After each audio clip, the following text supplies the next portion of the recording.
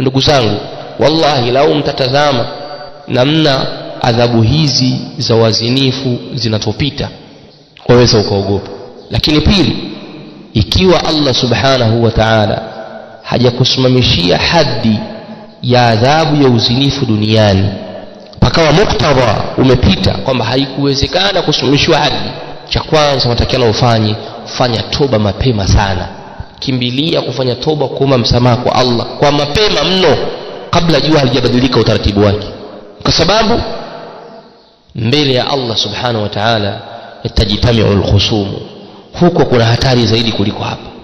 Jifungie ndani, tafuta faragha, omba msamaha kwa Mola wako kwa uzinifu ulioufanya, dhambi la zinaa ulilolifanya. Jifungie utakavyoweza, tubia kwa Mola wako kwa masiku utakayoweza, lia na Mola wako kusamehe, kwa kuwa amekusiri hajakufedhesha.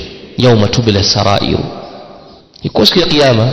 Yauma tubila sarair, siri za watu zitakuwa wazi.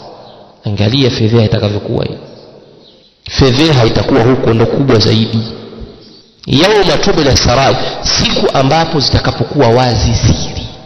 Kwa hiyo kama unalifanya jambo lako hili la uzinifu hapa duniani na Allah akakustiri, muombe Allah akustiri hivyo hivyo, na endelea kumwomba msamaha na kufanya toba.